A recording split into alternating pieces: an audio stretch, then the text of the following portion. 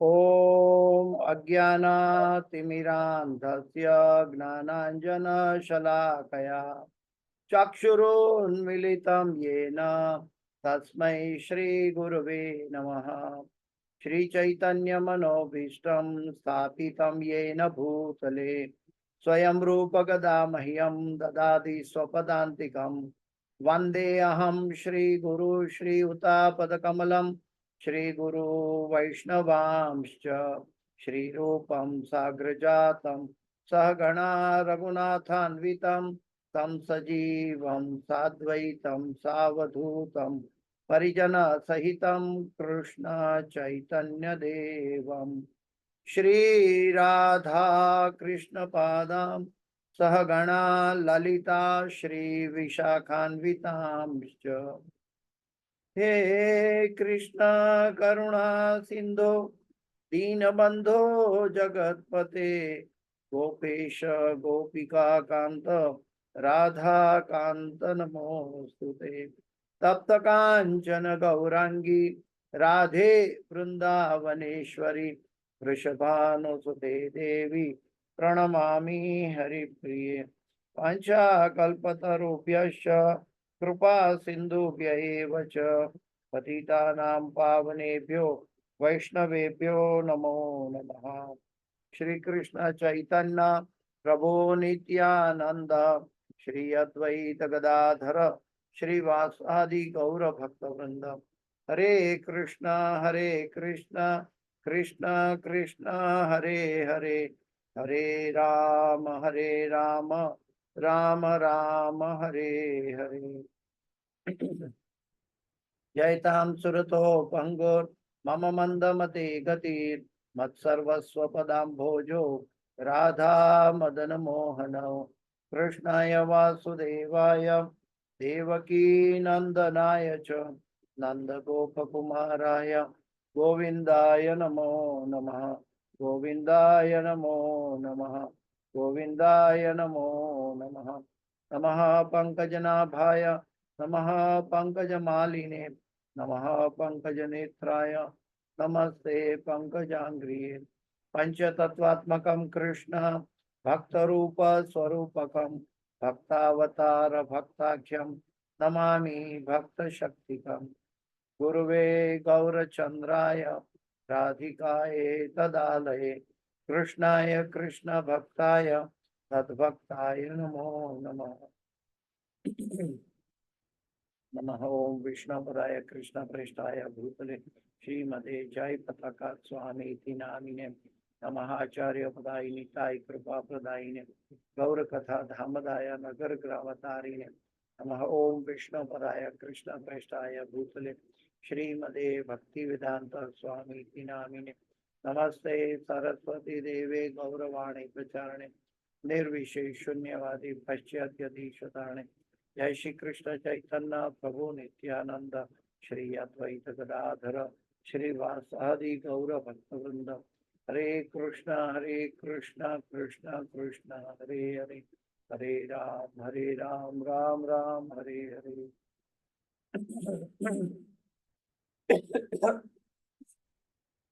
ओम नमो भगवते वासुदेवाय। ओम नमो भगवते वासुदेवाय। ओम नमो भगवते वासुदेवाय। नारायणं नमस्कृत्यं नरं चैव नरोत्तमं देवीं सरस्वतीं व्यासं ततो जयमुदीरयेत्। नष्टप्रायेषु अभद्रेषु नित्यं भागवत सेवया भगवते उत्तम श्लोके भक्तिर्भवति नैष्ठकी। हरे कृष्णा। तो श्रीमद् भागवत के तीसरे स्कंद के 24वें अध्याय के 31 और 32 और 33 तीन श्लोक पे चर्चा करेंगे। एक कर्दम मुनि श्री कर्दम मुनि की प्रार्थना के अंतर्गत हम आज दूसरा हिस्सा ले रहे हैं।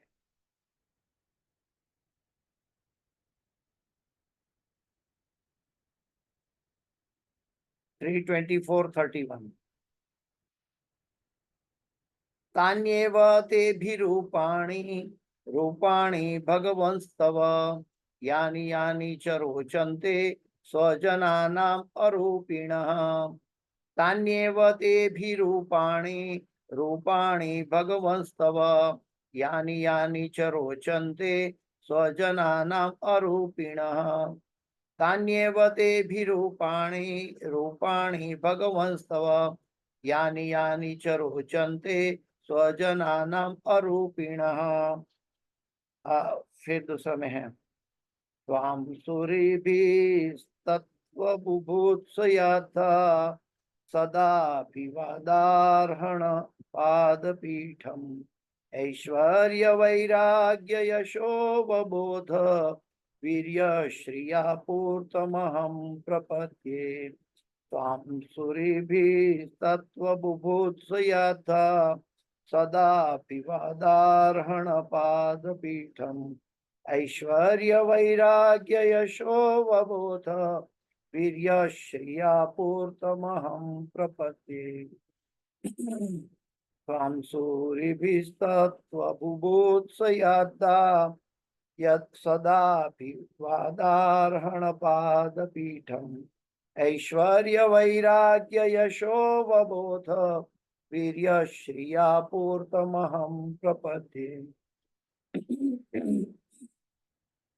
परं प्रधानं पुरुषं महान्तं कालं कविं त्रिवृतं लोकपालम् आत्मानुभूत्यानुगता प्रपञ्च स्वच्छन्द शक्तिं कपिलं प्रपद्ये परं प्रधानं पुरुषं महान्तं कालं कविं त्रिवृतं लोकपालम् आत्मानुभूत्यानुगतं प्रपञ्च स्वच्छन्द शक्तिं कपिलं प्रपद्ये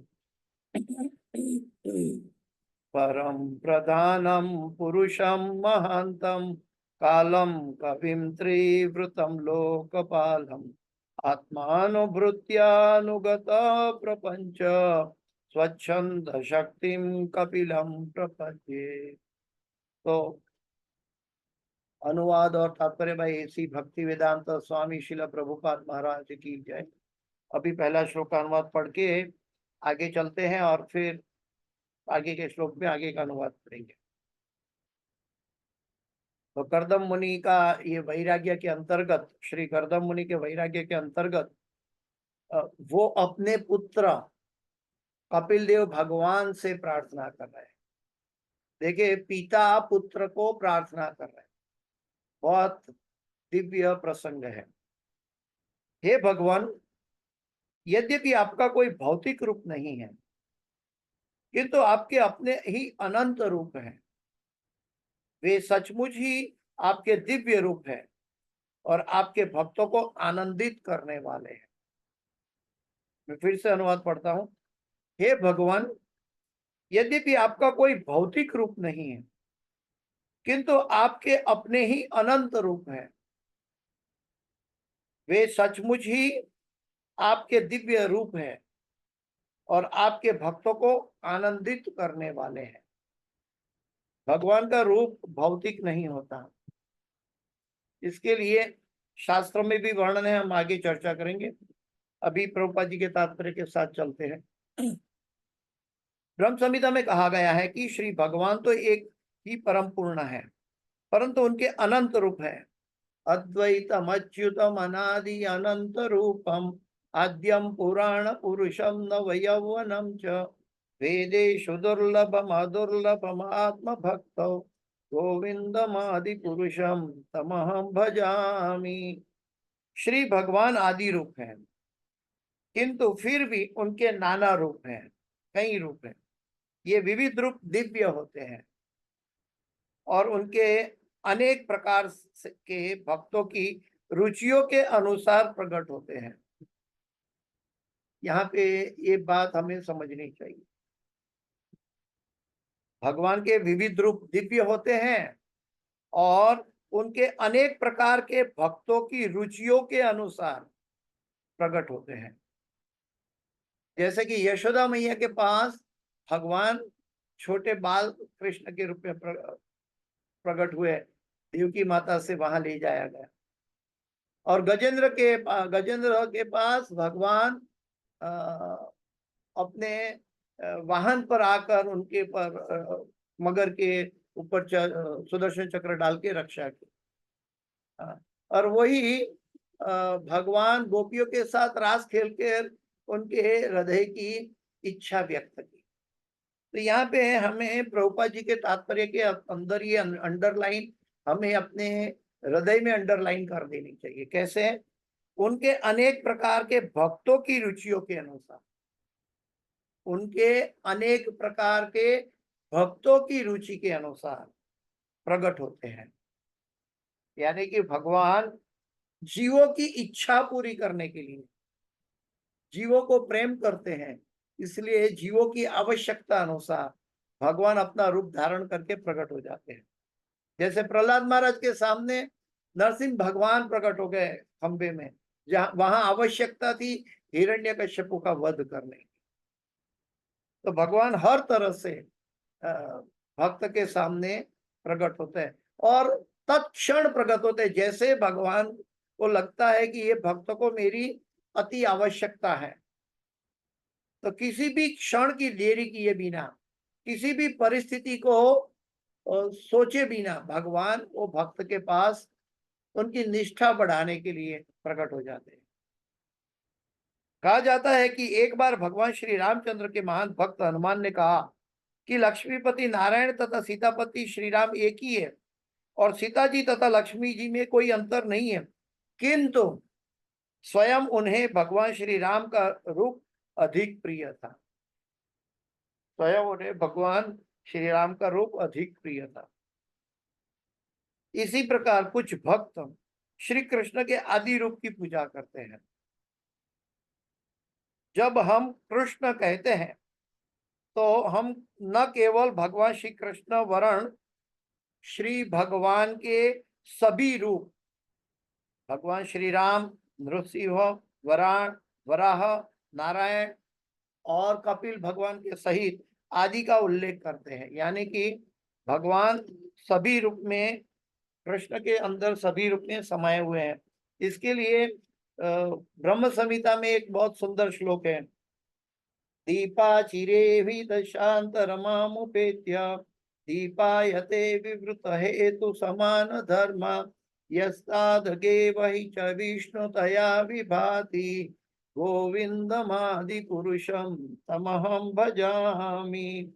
दीपाचिरे वही दशांतरमामुपेत्य, जैसे कि एक मोमबत्ती से कई सैकड़ों मोमबत्ती हम ज्वलित कर सकते हैं, लेकिन उनमें से एक मोमबत्ती ओरिजिनल कहलाती है। दिखने में सभी मोमबत्ती अपने आप में प्रकट हुई जलती हुई दिखाई देती है और सब बराबर दिखाई देती है, लेकिन उनमें से एक ओरिजिनल है जिनके द्वारा सभी मोमबत्ती प्रकट हुई है। तो यहाँ पे प्रभुपाद जी ये स्थापित कर रहे हैं ब्रह्म संहिता के आधार पर, श्रीमद् भागवत के आधार पर और अन्य शास्त्रों के आधार पर प्रभुपाद जी कह रहे हैं कि Shri Krishna original supreme personality of God है। श्री भगवान श्री कृष्ण वरन श्री भगवान के सभी रूप, यानी कि भगवान श्री कृष्ण अवतारी है और सभी रूप राम, नरसिंह, वराह, नारायण, कपिल भगवान, ये सभी रूप का उल्लेख करते हैं। दिव्य रूपों की ये विविधता एक साथ विद्यमान है। सभी वैकुंठ जगत में सभी रूपों का अलग अलग वैकुंठ लोक है, अनंत कोटि वैकुंठ लोक है। ब्रह्म संहिता में भी इसका उल्लेख है।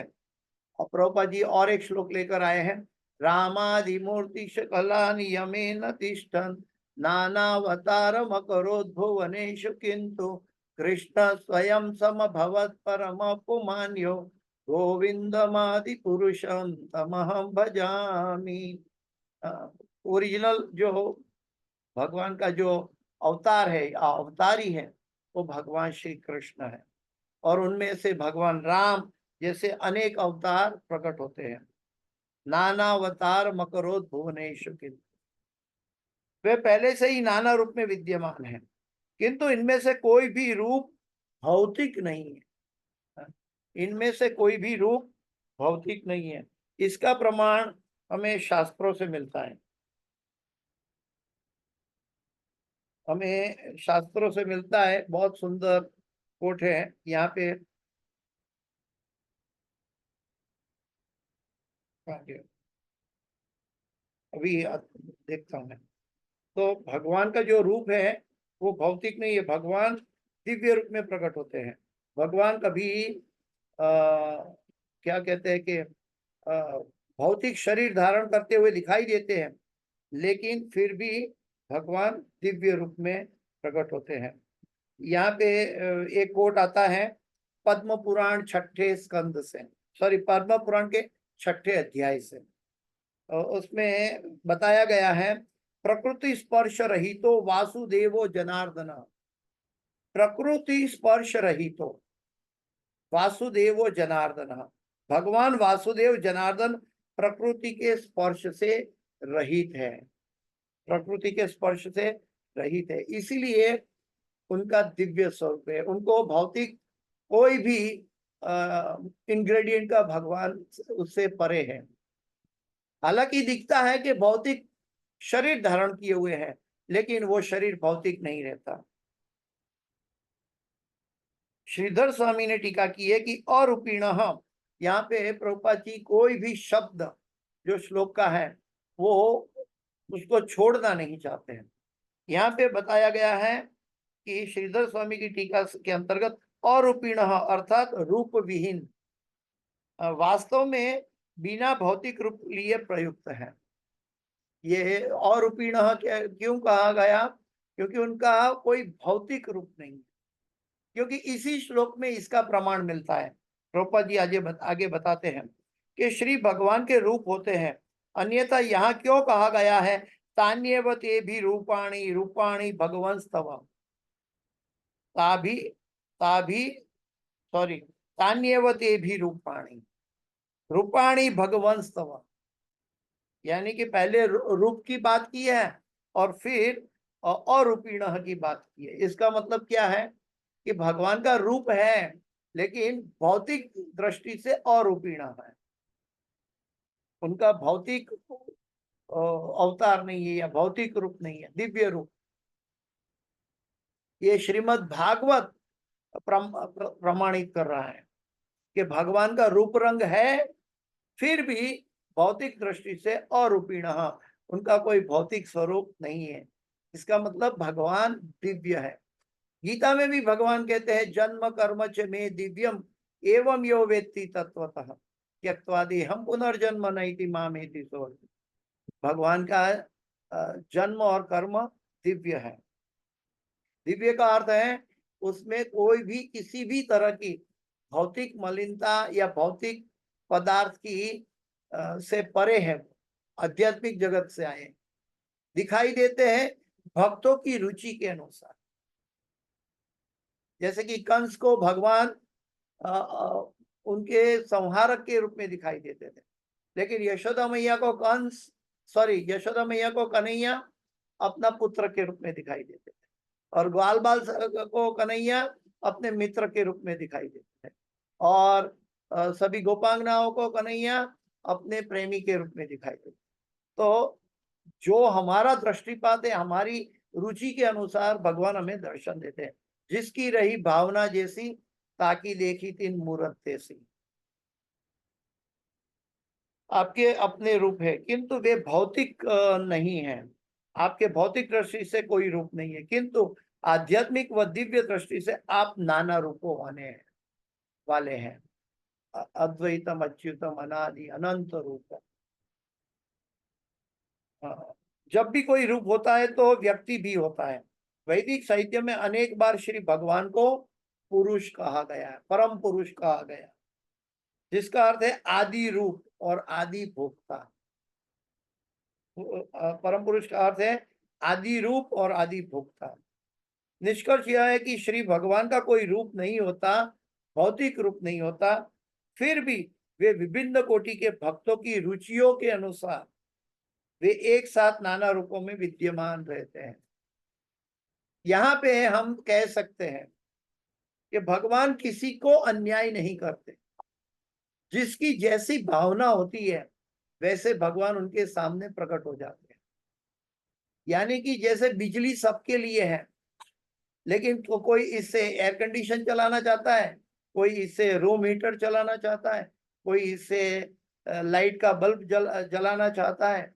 तो जो व्यक्ति जिस स्वरूप में उसका उपयोग करना चाहता है, उस स्वरूप में भगवान वहां अपना कार्य करते हैं भक्तों की रुचि के अनुसार। जैसे कि एसी का इंस्ट्रूमेंट है तो बिजली एसी चलाएगी, रूम हीटर का इंस्ट्रूमेंट है तो वो बिजली रूम गर्म कर देगी, और जैसे लाइट का बल्ब है उसके अंदर बिजली आएगी तो वो प्रकाश डाल देगी। ठीक वैसे ही हमारे अंदर कितनी प्रमाण में मलिनता है, कितनी प्रमाण में हमारा भाव है, उस अनुसार भगवान प्रकट होते हैं। ये यथा माम प्रपद्यन्ते ताम सतैव भजाम्यहम् मम वर्तमानो वर्तन्ते मनुष्य पार्थ सर्वश। दुर्योधन ने भी विश्व रूप देखा था, लेकिन वो समझ नहीं पाए, और अर्जुन ने भी विश्व रूप देखा, लेकिन उन दोनों में कितना बड़ा अंतर है। हमारे हृदय में क्या भावना है उस अनुसार हम भगवान को देख पाते हैं। इसका मतलब है कि भगवान सबके लिए हर समय में हर काल में उपलब्ध है, लेकिन हमारा इंस्ट्रूमेंट यानी हमारा शरीर और हमारी मानसिकता उनके अनुरूप ट्यून अप करना होता है। जैसे आकाशवाणी से कई न्यूज प्रसारित होते हैं, लेकिन रेडियो वो न्यूज तब पकड़ता है जब हम ट्यून अप करते हैं, उसको ट्यून अप करते हैं तब वो न्यूज सुनाई देता है। वैसे ही हम अपने आप को ट्यून अप करेंगे तब भगवान के बारे में देख पाएंगे, समझ पाएंगे और उनके साथ प्रेम का आदान प्रदान कर पाएंगे। तो भक्तों की रुचि के अनुसार वो एक साथ अनेक रूपों में विद्यमान होते हैं। यथा श्री राम, नृसिंह, वराह, नारायण तथा मुकुंद, ऐसे हजारों लाखों रूप है, किंतु वे सभी विष्णु तत्व है जो श्री कृष्ण है। आगे के श्लोक में बताया ये कर्दम मुनि अपने पुत्र कपिल भगवान से प्रार्थना करते, और आगे कहते हैं देखिए पिता पुत्र को कहते हैं। यहाँ पे दिव्य दिव्य भगवान के अवतारों का अनुभव कर सकते हैं। जैसे कि कर्दम मुनि अपने पिता की आज्ञा अनुसार तप करके माता देवती से विवाह करके संतान उत्पन्न की, उसमें से कपिल भगवान उनके पुत्र के रूप में प्रकट हुए। भगवान ने आशीर्वाद दिया था मैं आपके पुत्र के रूप में आऊंगा, और वो जानते थे कि मेरा पुत्र भगवान है, तब वो अपने पुत्र को हे भगवान कहते हैं। देखो यहाँ पे देखना चाहिए दिव्य दिव्य भगवान के अवतार दिव्य कैसे होता है। वहां पिता पुत्र है, बाहर का शरीर का संबंध है, लेकिन शरीर का संबंध नहीं है, दिव्य अवतार का संबंध है। इसलिए कहते हैं कर्दम मुनि हे भगवान। इसलिए प्रभुपाद जी हम सबको सिखाया है हम दूसरों को प्रभु जी या माता जी कहकर संबोधित करें, क्योंकि सबके अंदर परमात्मा के रूप में भगवान विद्यमान है। तो यहाँ पे कह रहे हैं कर्दम मुनि हे भगवान, आपके चरण कमल ऐसे कोष के समतुल्य है। भगवान के चरण कमल ऐसी धन का कोष है कि जो परम सत्य को जानने के इच्छुक बड़े बड़े ऋषि मुनियों का सदैव आदर प्राप्त करने वाला है। जो भगवान के चरण कमल को जानता है या जानने की कोशिश करता है उसके समतुल्य, वो व्यक्ति जो ऐसी इच्छा भी प्रकट करता है वो बड़े बड़े ऋषि मुनियों का सदैव आदर प्राप्त करने के योग्य होते हैं। कि हमें भगवान की भक्ति में देखना चाहिए कि कोई भी व्यक्ति हमारा बढ़ावा करे उससे हमें वहां से दूर चले जाना चाहिए। हमें कोई भी इसके प्रति आसक्ति नहीं होनी चाहिए, बल्कि जब हमारी भक्ति में जब गुरु और भगवान या भगवान के अंतरंग भक्त आदर करते हैं, इसका मतलब है कि भगवान हमारी भक्ति योग्य दिशा में चल रही है और भगवान हमारी भक्ति से संतुष्ट है। यहाँ पे कर्दम मुनि की प्रार्थना से कपिल भगवान भी संतुष्ट है। आप ऐश्वर्य, अभी भगवान की व्याख्या जो पराशर मुनि ने बताई, वही व्याख्या यहाँ कर्दम मुनि दोहरा रहे हैं। कर्दम मुनि कहते हैं, आप ऐश्वर्य, वैराग्य, दिव्य यश, ज्ञान, वीर्य और सौंदर्य से ओतप्रोत है। षड ऐश्वर्यों से भगवान ओतप्रोत है। जिनके अंदर ये षड ऐश्वर्य पूर्ण मात्रा में है, वो भगवान का कहे जाते हैं। और तात्पर्य में प्रभुपाद जी के साथ देखेंगे, अतः मैं आपके चरण कमलों की शरण ग्रहण करता हूं। जो भगवान है उनके चरण कमलों की शरण ग्रहण करता है। ये हमारा जीव का अल्टीमेट प्रयोजन होना चाहिए, लक्ष्य होना चाहिए।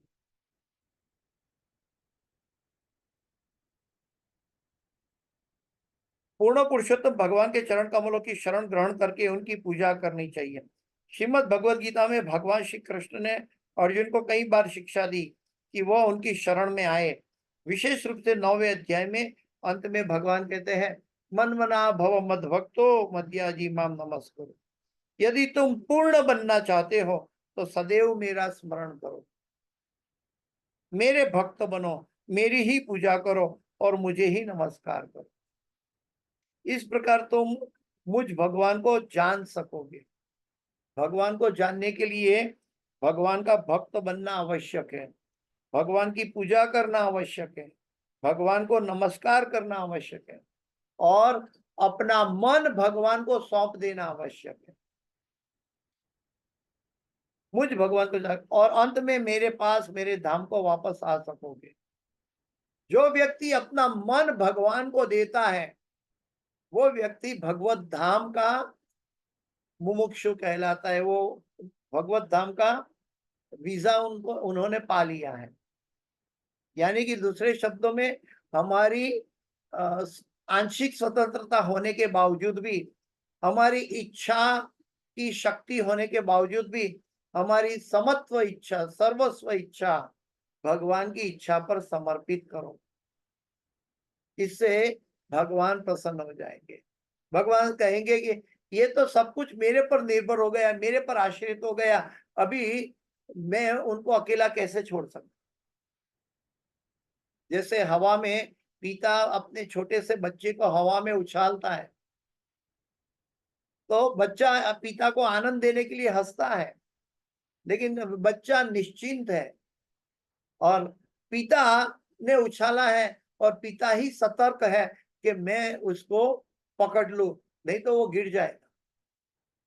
ठीक वैसे ही जब जीव भगवान को समर्पित हो जाता है तो भगवान कभी जीव को गिरने नहीं देता है। कौन्तेय प्रतिजानी ही न मे भक्त प्रणश्यति। श्री भगवान के 6 ऐश्वर्य से युक्त रहते हैं, धन, वैराग्य, यश, ज्ञान, वीर्य तथा रूप। पूर्णतम शब्द का अर्थ है पूर्णतः। यहाँ पे पूर्णतः का अर्थ प्रभुपाद जी ने समझाया है बहुत डिटेल में, कि यदि कोई दावा कर सकता है कि सारी संपत्ति उसकी अपनी है, लेकिन फिर भी उनकी संपत्ति और भगवान की भी है। इसके अतिरिक्त इस जगत का कोई भी रईस व्यक्ति ऐसा नहीं कह सकता कि मैं भगवान बन गया, क्योंकि उनके पास जो धन ऐश्वर्य है, उससे भी अतिरिक्त दुनिया में अन्य लोगों के पास भी धन ऐश्वर्य है। लेकिन जो दुनिया में सभी जीवों के पास जो धन, ऐश्वर्य, संपत्ति है, ये सब भगवान की है। ईशावास्यम इदम सर्वम यत् किंचित जगत्याम जगत, सब भगवान की है।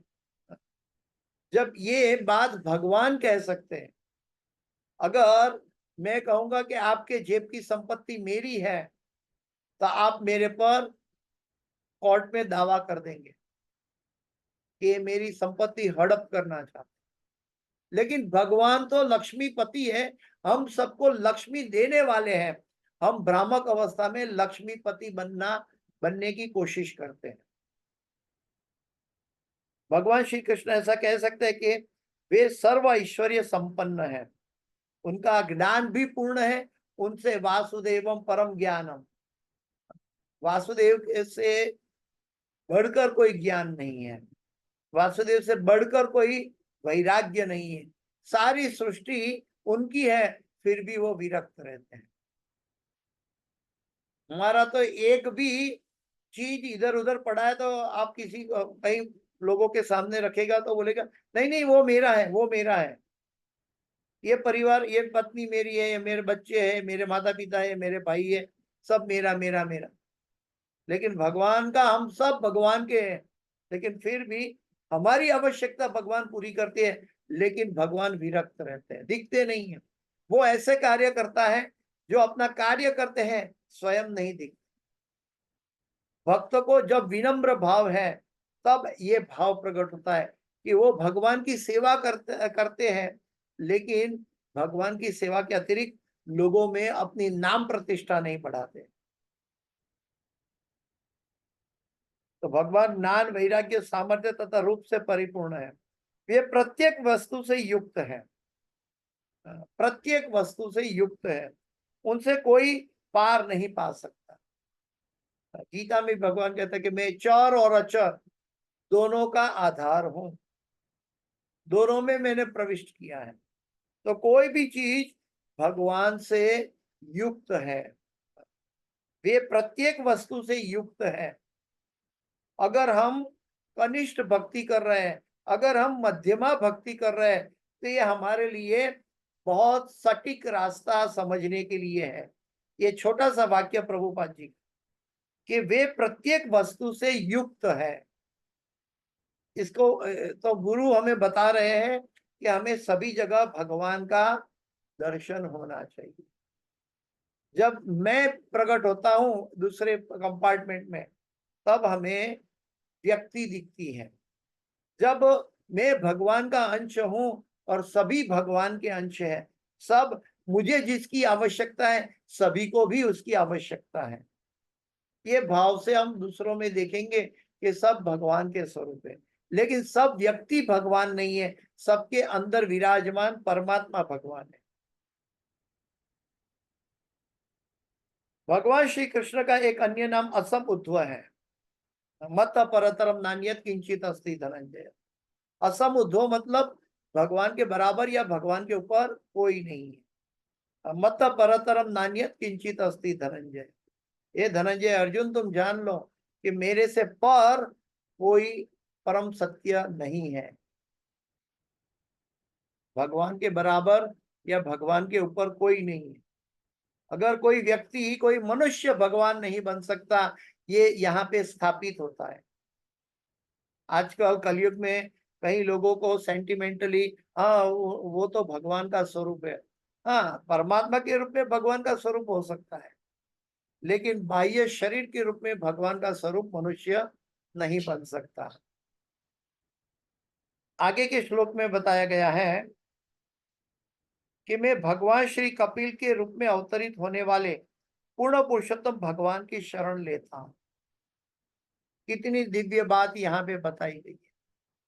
मैं भगवान श्री कपिल के रूप में अवतरित होने वाले पूर्ण पुरुषोत्तम भगवान की शरण लेता हूं, जो स्वतंत्र रूप से शक्तिमान तथा दिव्य है।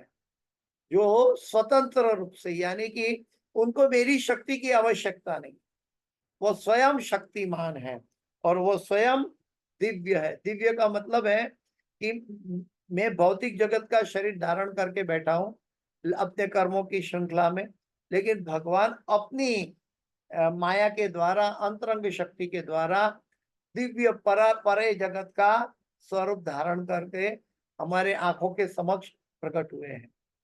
गीता में भी भगवान अर्जुन को कहते हैं कि मैं तुम्हें दिव्य चक्षु दूंगा, तब तुम मुझे देख पाओगे।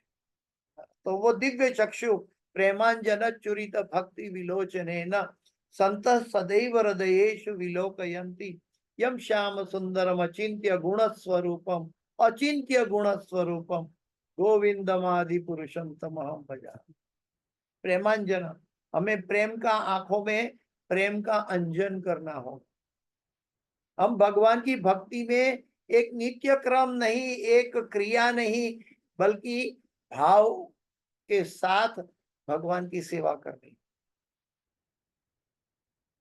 जहां भाव है वहां प्रेम सम्मिलित है। तो करदम मुनि कपिल भगवान के रूप में भगवान की शरण ले रहे हैं। देखिए कितना अद्भुत दृश्य है कि भौतिक दृष्टि से देखो कि एक पिता अपनी पुत्र की शरण ले रहे हैं भौतिक दृष्टि से, लेकिन हमें उस भौतिक दृष्टि को साफ करना है। कैसे साफ करना है? कि वो पिता अपने पुत्र में भगवान का अवतार के रूप में देख रहे हैं।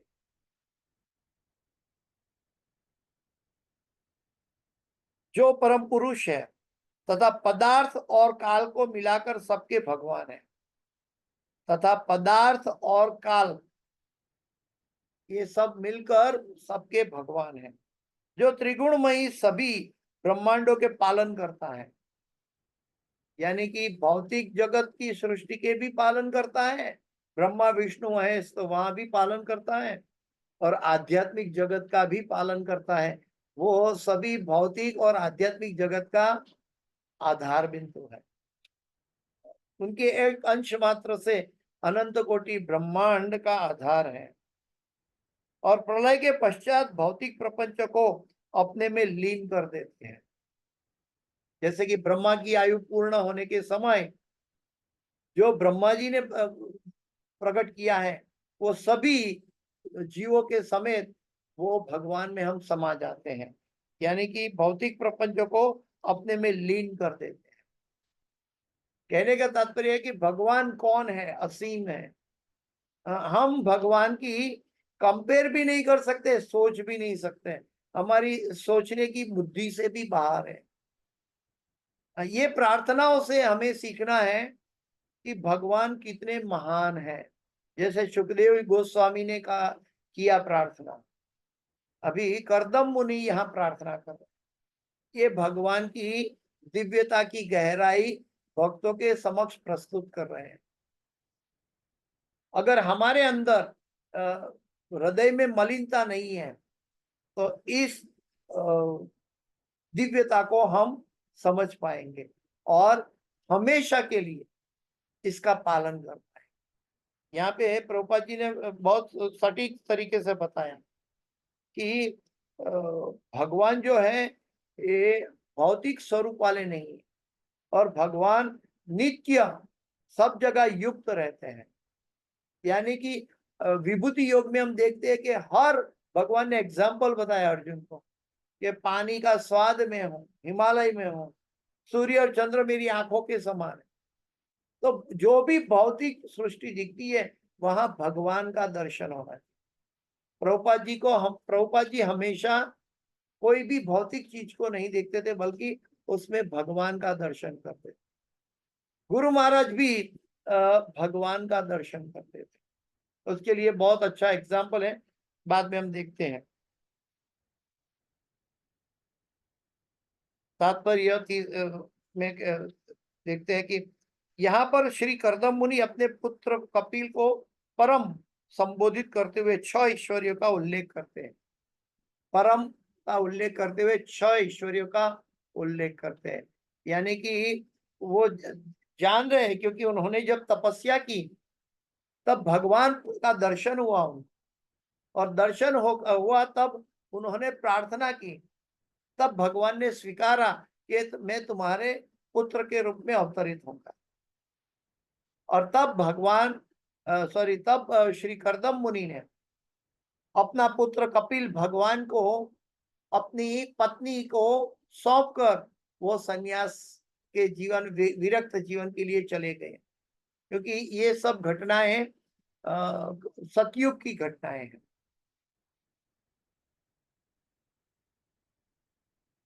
हम यहाँ पे देखना चाहिए कि भगवान किसको कहते हैं। जैसे कि करदम मुनि को भगवान के पिता बनना है, लेकिन फिर भी उनको सतयुग के 1000 साल तक तप करना पड़ा, 10,000 साल तक, और तब भगवान उनको दर्शन दिए।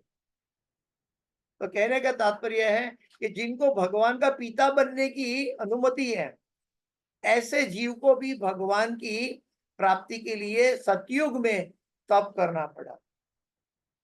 तो हमें कलयुग में चीपली भगवान की अनुभूति नहीं करनी चाहिए, हमें साहजिया नहीं बनना चाहिए। हमें गुरु ने बताए गए निर्देशन के अनुसार भगवान को देखने को, समझने को, दर्शन करने की इच्छा प्रकट करनी चाहिए। भगवान का अर्श विग्रह भी भौतिक नहीं है, वो भगवान साक्षात है। वो मार्बल के बने हुए या लकड़ी के बने हुए अर्श विग्रह नहीं है, भगवान साक्षात है। ये वैसे तो ये सब बातें हम जानते हैं, इसमें कोई नई बात नहीं है, लेकिन हमारे आचरण में अभी तक ये बात नहीं आई है।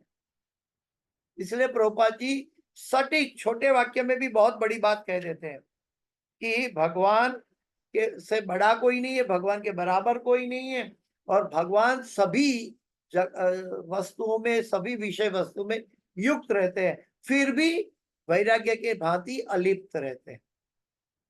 जैसे हमारे शरीर में भगवान हमसे युक्त है परमात्मा के रूप में, लेकिन फिर भी हमारे कर्मों से, हमारी इच्छाओं से अलिप्त रहते हैं। जब जीव भगवान को अपनी इच्छा समर्पित करता है, तब भगवान प्रसन्न हो जाते हैं। तो भगवान किसको कहते हैं, ये षड ऐश्वर्यों से हमें समझना चाहिए। कोई मनुष्य भगवान नहीं बन सकता। संपूर्ण धन, संपूर्ण वीर्य, संपूर्ण यश, संपूर्ण रूप, संपूर्ण ज्ञान और संपूर्ण वैराग्य। परम शब्द श्रीमद् भागवतम के प्रारंभ में परम सत्यम पद में श्री भगवान के लिए आया है। परम, परम का अर्थ है कि उनके तुल्य कुछ नहीं है, वो परम सत्य है, वो सत्यम पद। सत्य एक है, सत्य एक और अटल है। सत्यम परम धीमहि, सत्य एक है और वो अटल है, वो परम सत्य है। हमारी दृष्टि के अनुसार, हमारी बुद्धि के अनुसार कोई सापेक्ष सत्य हो सकता है, लेकिन वो वास्तविक सत्य नहीं। भगवान निरपेक्ष सत्य है, परम सत्य है, जिसका अर्थ है प्रमुख, मूल, प्रत्येक वस्तु के स्रोत। परम सत्य का अर्थ है प्रमुख, मूल, यानी वो ओरिजिनल है, तथा प्रत्येक वस्तु का स्रोत है। उन्हीं से सब कुछ उद्भव होता है। सर्व कारण कारण, सभी कारणों के कारण है। पूर्ण पुरुषोत्तम भगवान रूप विहीन नहीं है, वो रूप विहीन नहीं है क्योंकि उनके दिव्य रूप है। वे पुरुष भोक्ता या ये पुरुष या भोक्ता है, मूल पुरुष है। एते चांश कला पुंस कृष्णस्तु भगवान स्वयं। वे काल तत्व है और सर्वज्ञ है। वे काल तत्व भी है, यानी कि हमारे बाजू से गुजर रहे हैं। जैसे काल का अनुभूति हम कैसे कर सकते हैं, हर क्षण काल, मिनट, सेकंड, मिनट की भांति गुजर रहे हैं हमसे, हमारे आजू बाजू है, गुजर रहे हैं, लेकिन फिर भी ओरिजिनल काल तत्व भगवान है। और वो काल तत्व आध्यात्मिक जगत में स्थिर है, और यहाँ हम सभी जीवों के साथ बह रहे हैं, क्योंकि वो सभी जीवों के कांटेक्ट में रहते हैं। और सर्वज्ञ है, सबके हृदय में क्या चल रहा है वो जानते हैं, और उसी तरह वो देखते हैं कि सबके हृदय में क्या चल रहा है, और सबको कर्म करने की अनुमति देता है, सही कर्म करने की। पाप कर्म करने की अनुमति नहीं देते भगवान। उपद्रष्टा अनुमंता च भर्ता भोक्ता महेश्वर। फिर से, वे भूत वर्तमान भविष्य सब कुछ जानने वाले हैं, सर्वज्ञ है, त्रिकालज्ञ है, जैसा कि श्रीमद् भगवद गीता में पुष्टि की गई। वास्तव में ये भूत, वर्तमान और भविष्य, ये भौतिक जगत की अनुभूति है। आध्यात्मिक जगत में सब कुछ शाश्वत है, न वहां न कोई भूत है, वहां न कोई भविष्य है, न भूतो न भविष्य। वहां सब कुछ वर्तमान है, क्योंकि काल स्थिर है। श्री भगवान कहते हैं मैं ब्रह्मांड के कोने कोने की प्रत्येक वस्तु का वर्तमान, भूत और भविष्य को जानता हूं। प्रत्येक वस्तु का भूत, वर्तमान और भविष्य को भगवान जानते हैं। यह भौतिक जगत जो प्रकृति के गुणों के चक्र से गतिशील है, वह भी उन्हीं की शक्ति ही प्रदर्शन है। यहाँ पे भौतिक शक्ति का प्रदर्शन करते हैं, परास्य शक्तिर विविधेव सूयते। तो भगवान अपनी शक्ति के द्वारा सब कुछ चक्र गतिशील दिखता है, क्योंकि ये भौतिक जगत परिवर्तनशील है। यहाँ सुबह, दोपहर, शाम होती है। यहाँ शनिवार से लेके सोमवार तक, रविवार तक पूरा हफ्ता चलता है। यहाँ जनवरी से लेके दिसंबर आता है। यहाँ विंटर से लेकर मॉनसून आता है। यहाँ 1 साल की उम्र से लेके 100 साल की उम्र आती है। यहाँ पे सतयुग से लेकर कलयुग आता है, युगों की श्रृंखला चलती है। सब कुछ भौतिक जगत में परिवर्तनशील है, लेकिन ये सब उनकी शक्तियों का एकमात्र फल है। ये श्वेता उपनिषद में कहा गया। परस्य ब्रह्मण शक्ति तथेदम अखिलम जगत, यह विष्णु पुराण की उक्ति है। विष्णु पुराण में बताया कि हम समझ सकते हैं कि हम जो भी कुछ देखते हैं वो भौतिक प्रकृति के 3 गुणों का योगायोग है, किंतु वास्तव में यह श्री भगवान की शक्ति का फल है। यानी कि प्रकृति भी भगवान की शक्ति का फल है। लोकपालम पालम, वे वास्तव में समस्त जीवों के पालन करता है। भगवान विष्णु का अर्थ है कि कण कण में भगवान, और भगवान विष्णु हमारे पालन करता है। ब्रह्मा जी सेकेंडरी क्रिएटर है। भगवान विष्णु हर एक जीव के पालन करता है और भगवान शिव संहार करता है। और लेकिन ये सब की परिस्थिति के अंदर नित्यो नित्यानाम चेतनो चेतना नाम एको बहुनाम यो विदधाति नाम, वो एक सभी का पालन पोषण कर रहे हैं। वे समस्त जीवाओं को अगुआ हैं। वे एक है, किंतु अनेक अनेक जीवात्माओं का पालन करने वाले हैं। ईश्वर समस्त जीवों का पालन करते हैं, किंतु कोई भी ईश्वर का पालन नहीं कर सकता। यहाँ पे दिखाई देता है भौतिक जगत में कि यशोदा मैया और नंद महाराज कन्हैया का पालन कर रहे हैं, लेकिन यशोदा मैया और नंद महाराज का स्रोत भी वही कन्हैया है। यहाँ पे दिखता है कि कर्दम मुनि का के पुत्र के रूप में भगवान आए हैं, लेकिन फिर भी भगवान का स्रोत से कर्दम मुनि प्रकट है।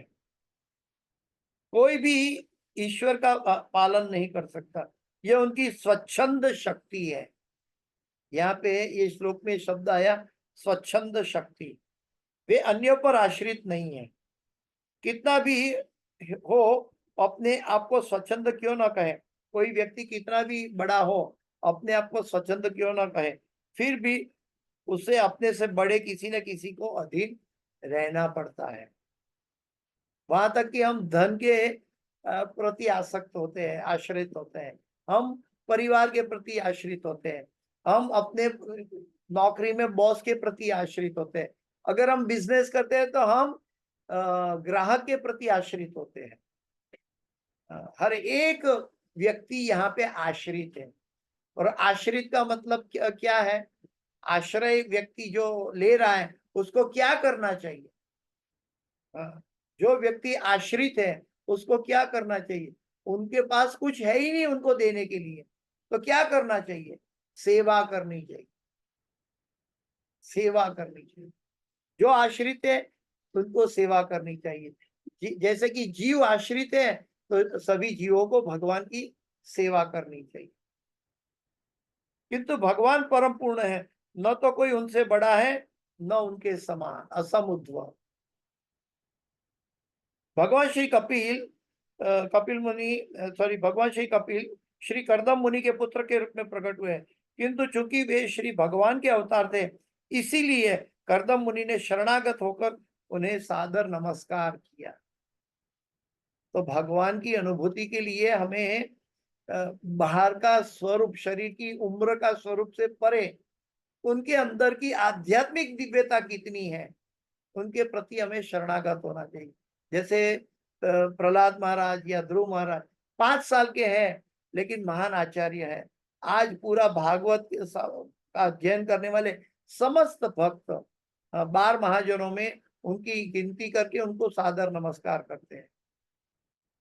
तो हमारे मंदिर में भी जो हमें प्रभुपाद जी के द्वारा जो हमें ज्ञान प्रदत्त है, तो वो ज्ञान को जो क्या बोलते हैं कि जो स्वीकार करता है, अपने जीवन में अप्लाई करता है, उनको हमें सादर नमस्कार करना चाहिए। इस श्लोक का अन्य महत्वपूर्ण शब्द ये आत्मानुभूतिया गत प्रपंचम। श्री भगवान, श्री कपिल, श्री राम नृसिंह वराह रूप में किसी एक में अवतरित होते हैं और इस संसार में वे जो भी रूप धारण करते हैं वह उनकी आत्मीय अंतरंग शक्ति का प्रागट्य है। आत्मानुभूत्यानुगत प्रपंचम, वो अपनी अंतरंग शक्ति से प्रकट होते हैं। यानी कि किसी को मन में संशय है कि हम तो अपने कर्म के फल के रूप में जन्म लेते हैं, हमें फोर्सफुली जन्म दिया जाता है, लेकिन भगवान अपनी अंतरंगा माया के द्वारा अपने आनंद के लिए, अपने भक्तों के साथ प्रेम का विनिमय के लिए प्रकट होते हैं। यहाँ पे ये भागवत के श्लोक के आधार पर हम कह सकते हैं कि भगवान मनुष्य नहीं है, भगवान अपनी अंतरंगा शक्ति के द्वारा प्रकट होते हैं। आत्मानुभूत्यानुगत प्रपंचम। प्रभुपाद जी एक एक शब्द के पीछे गहरी हमारा संशय को विध्वंस कर रहे हैं।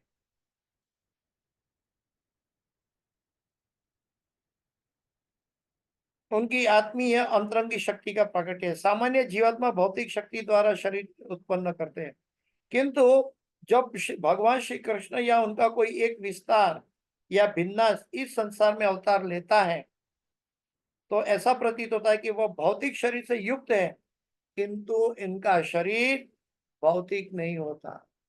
यानी कि भगवान का शरीर और भगवान की आत्मा में कोई अंतर नहीं है। भौतिक जगत के मनुष्य के शरीर और आत्मा में अंतर है, भेद है। भगवान सदैव दिव्य शरीर वाले हैं, अपनी अंतरंगा शक्ति से आते हैं,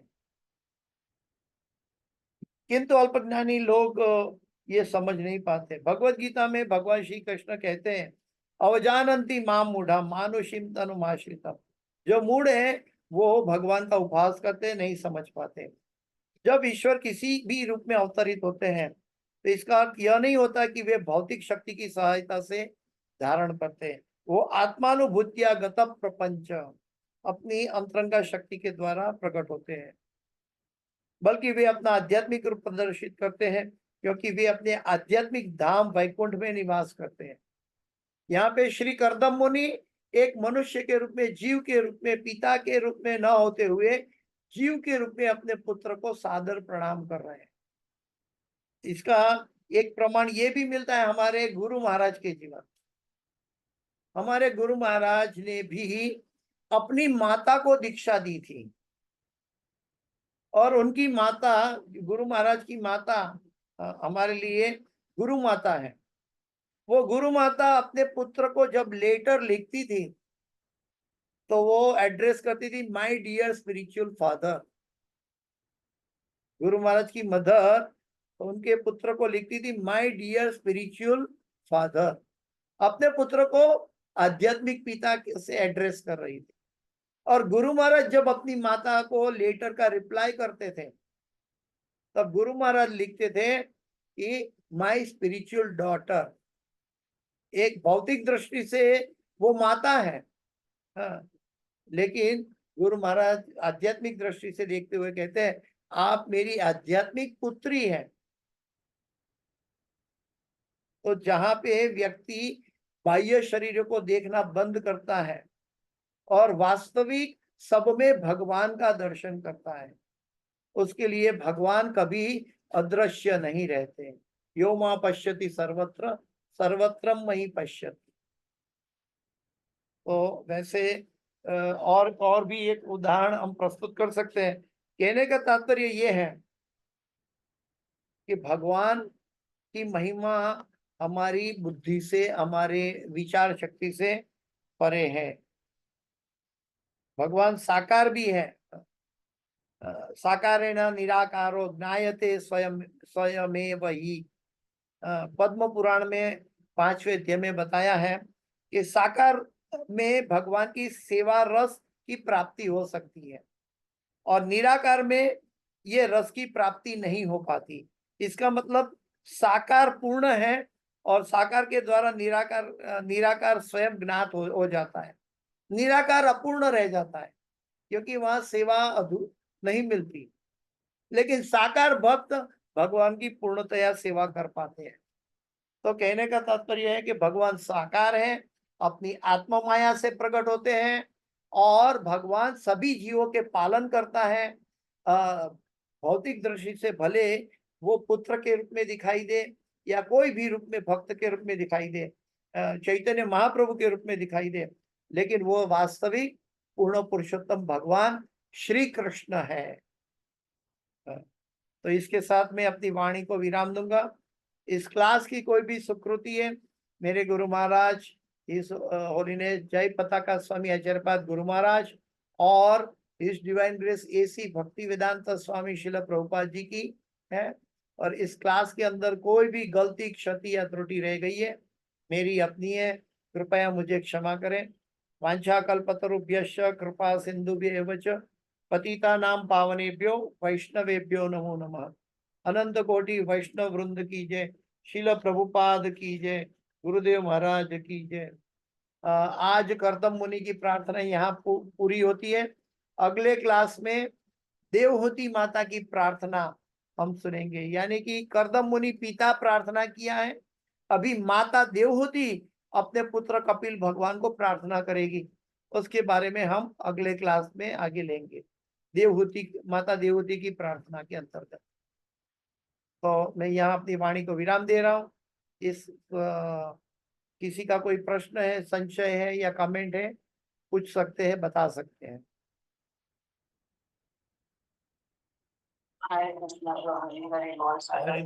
धन्यवाद, प्रणाम, जय गुरु। किसी का कोई प्रश्न? माता जी आपका प्रश्न?